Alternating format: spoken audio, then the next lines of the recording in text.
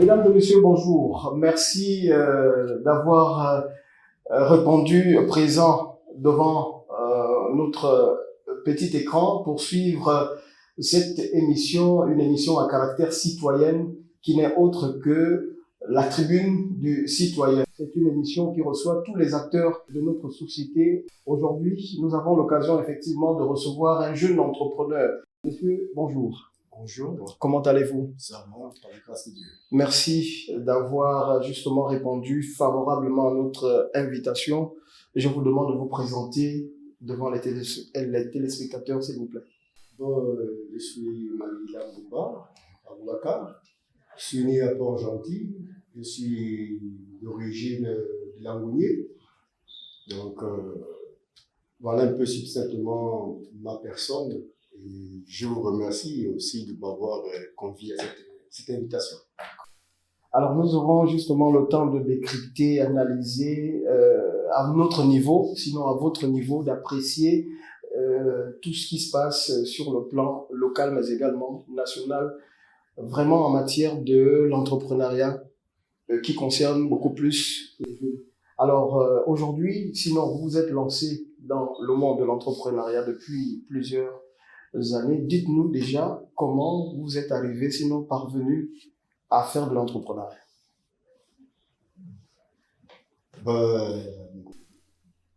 Pour rentrer dans la voie de l'entrepreneuriat, il faudrait avoir une vision ciblée de ce que nous voudrions faire ou l'activité qu'on veut projeter. Et une fois qu'on a cette activité, comme on dit toujours, qu'on n'a pas besoin d'aller avec beaucoup de choses pour pouvoir réaliser une activité. C'est partant de rien et savoir comment déjà minimiser les coûts et voir ce que nous pouvons en tirer profit, qui va faire en sorte que nous puissions développer l'activité au fur et à mesure. Alors concrètement, qu'est-ce que vous faites? Vous êtes embauché dans une entreprise, vous avez créé une PME pour vous. Qu'est-ce que vous faites exactement? J'ai créé une activité, des activités, notamment partant de cette activité entrepreneuriale, avec le bar dénommé le Palenqué, parce que nous sommes allés derrière, moyennant une somme de 200 000 francs. Et comme on dit, l'activité de l'entrepreneuriat, c'est pas une chose facile. Ça demande beaucoup d'autonomie, beaucoup de volonté et de persévérance.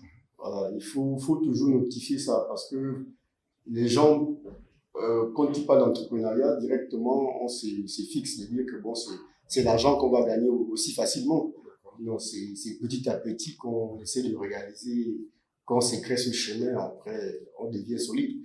Justement, en parlant de ce palenqué, il a fait beaucoup de bruit dans la ville de Port-Gentil. Quand je parle de bruit, positivement, parce que les gens en parlaient beaucoup plus dans les années antérieures. Est-ce qu'il existe encore ou bien vous êtes passé à autre chose après le palenqué? Le palenqué est fermé pour des raisons que nous avons bien voulu de sécurité, parce que le palenqué était d'abord mis en place pour qu'un également, après une semaine où vous le chargez, d'accord. On vient se divertir voilà, un peu autour d'un verre. Les opérateurs voilà. économiques également qui viennent discuter de problèmes boulot, les stresser un peu comme on dit. Voilà, un peu tous ces mots. Et les jeunes, même avec le comportement que nous essayons un peu de tirer à gauche et à droite, bien sûr, et ont amené d'autres comportements néfastes.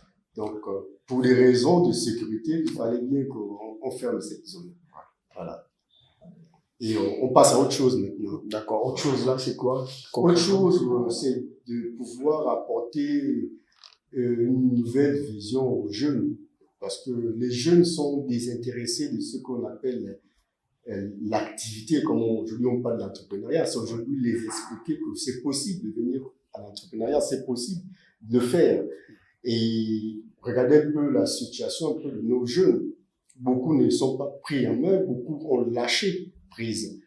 Mais c'est pas dans la prise qu'il faudrait s'en sortir, mais c'est dans le combat qu'on réussit à faire jaillir quelque chose. Voilà, c'est un peu ça aujourd'hui. Est-ce que vous travaillez seul? Est-ce qu'il y a une cohésion avec certains jeunes entrepreneurs également de la ville de Port-Gentil, ou bien vous avez voulu faire chemin seul? On va avoir cette cohésion de jeunes. C'est vrai qu'il y a beaucoup de jeunes Gabonais qui sont lancés dans l'entrepreneuriat, mais avoir cette cohésion, non, on n'a pas cette cohésion, peut-être parce que chacun veut mettre son ego, et quand l'ego se trouve, on ne peut pas trouver la solution en tant que jeune entrepreneur gabonais.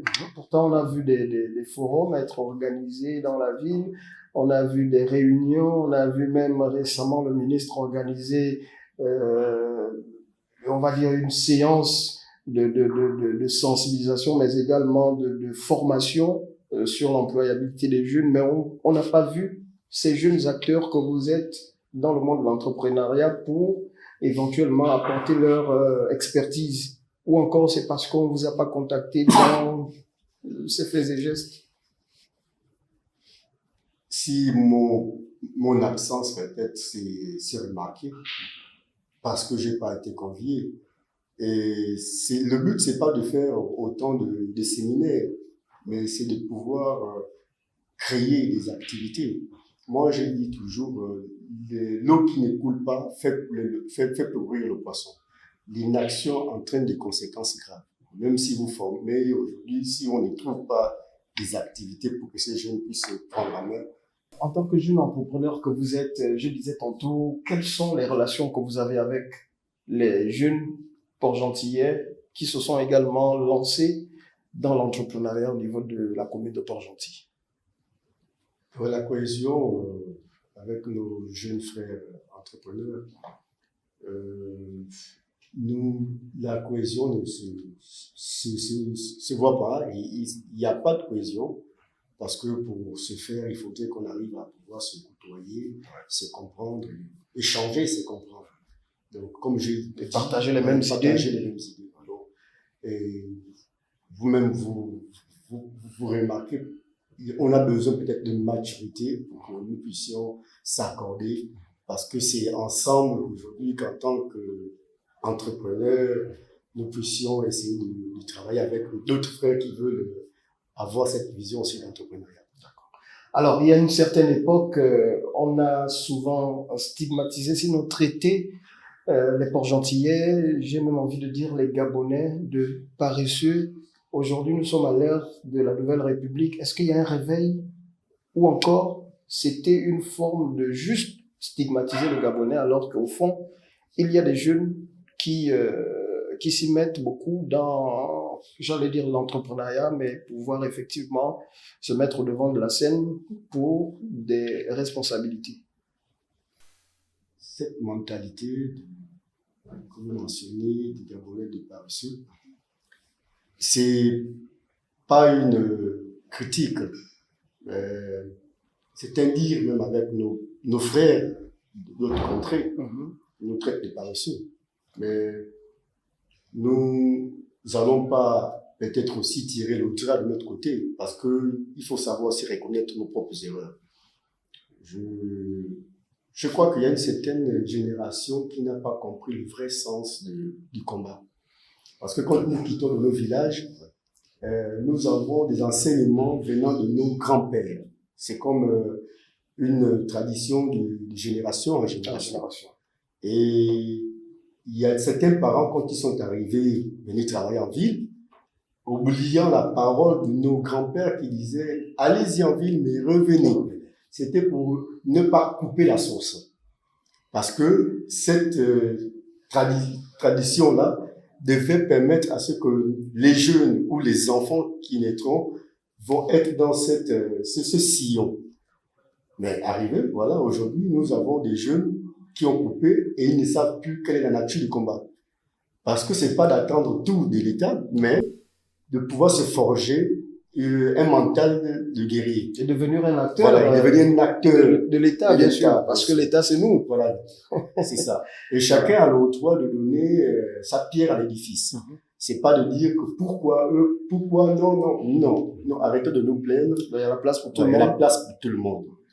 Nous avons eu un cas du côté de Lambaréné où nous avons demandé aux Gabonais de venir récupérer l'État parce qu'ils se plaignaient que nous n'avons rien, il faudrait que nous puissions se prendre en main. Ok. Mais la plupart des zones de terre, elle est cultivée par qui? Pas par les Gabonais, mais par nos autres frères. Mais je pense bien qu'en copiant ce qui est bien chez les autres, ça fera en sorte que nous deviendrons plus forts. Voilà, c'est pas le temps de les insulter, mais copier ce qui est bien et devenir aussi les acteurs. Développer. Et puis, voilà, éventuellement, parce que on a constaté dans pas mal de métiers qui étaient plus ou moins arrachés aux Gabonais parce que le Gabonais, c'est celui-là qu'on voyait beaucoup plus bureaucrate. Il aime être dans les bureaux climatisés et en même temps, il était éventuellement vu comme un accompagnateur politicien dans la politique. Et j'ai envie de dire, pousser même le bouton un peu plus loin, c'est ce qui a fait en sorte qu'il soit un peu derrière la scène, alors que il peut, voilà. C'est-à-dire qu'il ne faut pas avoir un rêve qui dépasse son mental. Non, il faut... chacun de nous a ses ambitions, a sa vision. Et je pense que chacun, s'il canalise bien sa vision sur quelque chose, autrement, il y a beaucoup d'autres Gabonais qui seront là en train d'avoir vraiment des entreprises et de cela. Yeah. Alors, avec l'avènement de la Ve République, nous avons aujourd'hui un nouveau président à la tête du pays, à la personne de Brice Clotaire Oligui Nguema. Il y a quelques mois, les Gabonais ont voté pour le oui, la majorité, pour ce qui est de la nouvelle constitution.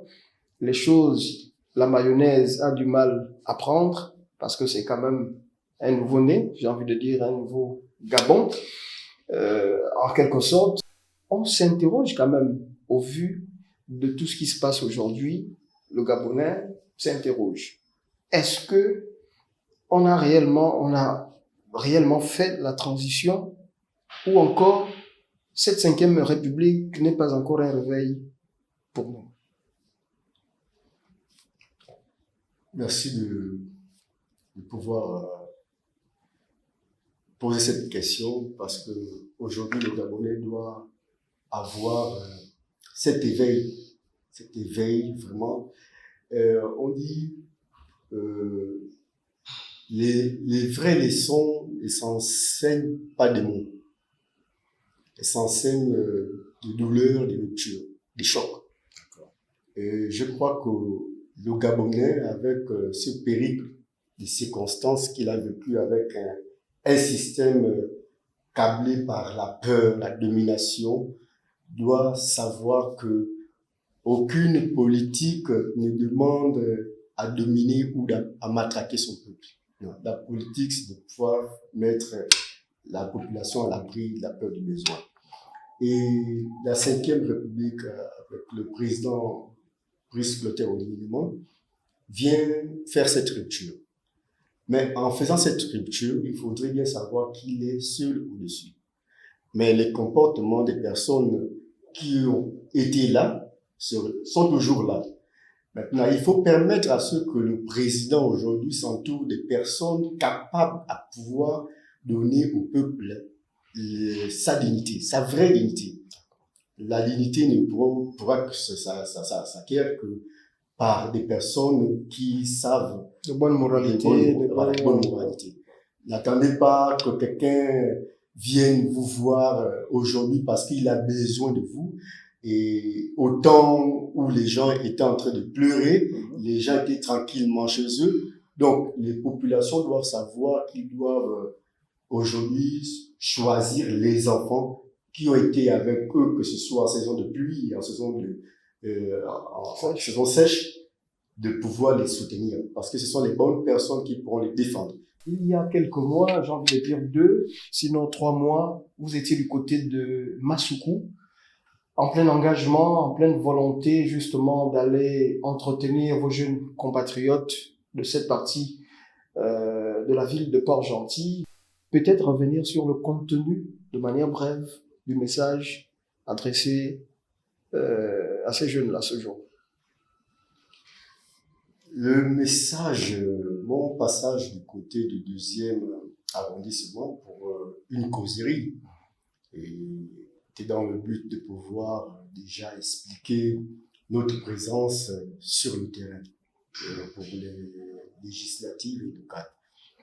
Donc les jeunes doivent savoir qu'avant de s'engager, il faudrait que, quand on parle d'entrepreneuriat, il faudrait mettre la volonté aujourd'hui sur de pouvoir prendre le cap, comme on dit, de la 5e République. Le président ne peut pas être aujourd'hui seul à pouvoir faire tous ces développements. Il faudrait qu'il y ait d'autres acteurs qui permettent à pouvoir donner la main au président de la République. Donc, déjà, demander aux Gabonais de pouvoir minutieusement réfléchir sur le mot entrepreneuriat et mettre la pensée, parce que nous voulions vraiment que ça prenne actif pour les jeunes Gabonais volontaires et qui ont du sérieux. Voilà, c'est pas... Donc la causerie n'était pas éventuellement, j'ai envie de dire, ça n'avait pas trait à l'économie, sinon à l'entrepreneuriat seul. J'en viens en fait, parce qu'on a abordé pas mal de sujets. Il y a l'entrepreneuriat, il y a aussi la politique que nous avons engagée, les avantages et les inconvénients de la politique menée. Donc il y a tous ces traits, et après nous avons ce que nous appelons un débat avec ces jeunes qui veulent vraiment avoir des formations ciblées, parce que avec tous ces jeunes qui se retrouvent aujourd'hui, qu'on parle de délinquance juvénile, il faudrait trouver des voies et moyens comment les insérer dans la société, parce qu'ils ne peuvent pas continuer à rester comme ça, en braquant ou à faire quoi que ce soit. Donc, il y a ces formations, et il y a des activités qu'on pourra aussi éventuellement à la longue ouvrir pour permettre à ceux qu'on crée des débouchés. Parce que là, à l'intérieur, il y a des jeunes hommes et femmes, il y a aussi nos mamans qui sont en âge encore de pouvoir travailler. Voilà, donc on est en train de voir cette vision pour qu'ensemble, parce qu'on parle de la solidarité, c'est ensemble que nous allons voir et créer pas mal de trucs pour qu'aujourd'hui, nous ne restons pas fixés sur un cycle bouclé. Voilà, donc on a abordé tous ces sujets. Donc on est resté pas mal politique, entrepreneuriat et ouverture d'activités pour les années futures. Un peu plus tard, on vous a vu, notamment en 2023, du côté du transfo, j'ai envie de dire, à la persistance. Et là, vous étiez regroupés entre jeunes pour parler politique. Certainement, vous avez des ambitions politiques depuis un certain nombre d'années. Autour de ce message, on avait comme l'impression que vous incitiez, sinon vous suscitiez un certain engagement des jeunes à vouloir effectivement prendre le devant de la scène, sinon le relais sur le plan politique. Et quand bien même ces jeunes-là ne sont pas réellement assis aujourd'hui pour embrasser ces responsabilités politiques, alors j'ai envie de dire, qu'en est-il exactement? Notre motivation, ma motivation politique, d'abord, c'est comme au préalable, vous avez dit, chacun a ses idéologies et sa pensée. Et peut-être je suis trop affectif à pouvoir, à ne plus pouvoir cautionner aujourd'hui l'inaction, aujourd'hui une jeunesse, parce que on dit l'avenir nous appartient. C'est-à-dire qu'il faudrait qu'on arrive aujourd'hui à mettre des actions pour cette jeunesse qui veut vraiment aujourd'hui qu'on demande de rentrer, parce que c'est cet avenir qui nous appartient. C'est nous qui allons rester avec le village. Donc si on n'arrive pas à former nos jeunes, je pense qu'on dit bien qu'un pays fort se reconnaît par des institutions fortes et des hommes forts. Donc on ne va pas pouvoir avoir ces jeunes qui ne peuvent pas aujourd'hui redonner le blason et honorer la patrie, parce que c'est nous, c'est notre trésor. Donc, il faut passer le flambeau. Donc, aujourd'hui, nous sommes acteurs. 2023 est bien loin. Aujourd'hui, c'est un autre monsieur Maïla 2025. Donc, ma vocation ou mon dévouement politique, elle reste animée aujourd'hui par redonner les activités ou aller aider le président de la République à pouvoir réaliser. C'est ça, c'est aujourd'hui ça. Mais qu'est-ce qui s'est passé? J'ai envie de poser une question comme au quartier. Qu'est-ce qui n'a pas marché? Certainement, vous partez d'un constat, ça veut dire que vous voulez balayer les vieux, ils ne sont plus aptes à gérer, sinon ils ont fait leur temps, ils nous ont bafoué un certain nombre de systèmes ou un certain nombre de choses. Est-ce que c'est ça le constat que vous faites aujourd'hui pour vouloir justement vous mettre au devant de la scène? Frère Restra, vous-même vous allez constater, parce que c'est pas moi à constater, mais nous à constater. Nous avons laissé pas mal de temps à nos chers pères à pouvoir réaliser les choses. Mais nous avons eu le temps de juger le maçon au pied du mur. Donc, c'est pas tant mieux de chasser les vieux. Près de 40 ans, quand voilà. même. Ouais. Donc, moi, j'étais encore plus jeune. Aujourd'hui, j'ai 45 ans. Et voyez-vous, rien n'a changé au paysage gabonais. Et rien n'a été pris sur des parents parce qu'il y a beaucoup qui miment des problèmes gabonais. On va dire qu'il y a des enfants qui sont pas scolarisés. Il y a des enfants qui n'ont pas d'acte de naissance. Il y a des jeunes mères en souffrance avec 4 gosses. Il y a des mères abandonnées, veufs. Et tout ça, nous vivons parce que moi, j'ai le temps de visiter mes concitoyens. Donc, je constate qu'il y a un manquement qu'il faudrait que je sois à la scène parce que nous sommes une communauté. Et en étant une communauté, l'enfant est l'ombre et le soleil du village. Donc, je suis une source de protection pour la communauté. Il faudrait bien qu'aujourd'hui, en tant que fils de la communauté, j'aille parler, c'est que les gens parlent bas, mais haut, pour qu'au moins... Donc, une forme de relais. Voilà, une forme de relais. Donc, je suis désolé pour les pères. On a tous vu que vous, aujourd'hui, essayez de nous aider. Nous, on a la force et vous avez encore l'expérience. Donc, on peut se compléter. Voilà. Mais nous sommes là maintenant pour prendre le relais. Il faudrait bien. Et c'est justement ce que le président Oligui est en train de faire, c'est-à-dire que ne pas chasser totalement la génération ancienne, mais pouvoir justement profiter de leur expertise. Nous félicitons le président de la République, son Excellence Brice Clotaire Oligui, parce que c'est un homme sage. Ne pas frustrer ou chasser automatiquement, mais permettre à ce que les jeunes viennent et que les pères aujourd'hui qui ont géré reculent un peu. Voilà, c'est de faire de la place aux neufs, parce que essayons voir, peut-être ces jeunes vont permettre à ce qu'il y a des choses qui se passent bien. Donc, c'est à la population de prendre les bonnes décisions. Vous avez les enfants qui sont là pour pouvoir prendre des décisions, alors donnons la chance à ces enfants. Mesdames et messieurs, c'est ainsi que prend fin ce numéro. Merci de nous avoir suivis. Nous étions accompagnés du jeune Maïla, jeune entrepreneur, mais également acteur politique. Et voilà, merci, likez et surtout encouragez. On se retrouve à la prochaine. À la prochaine.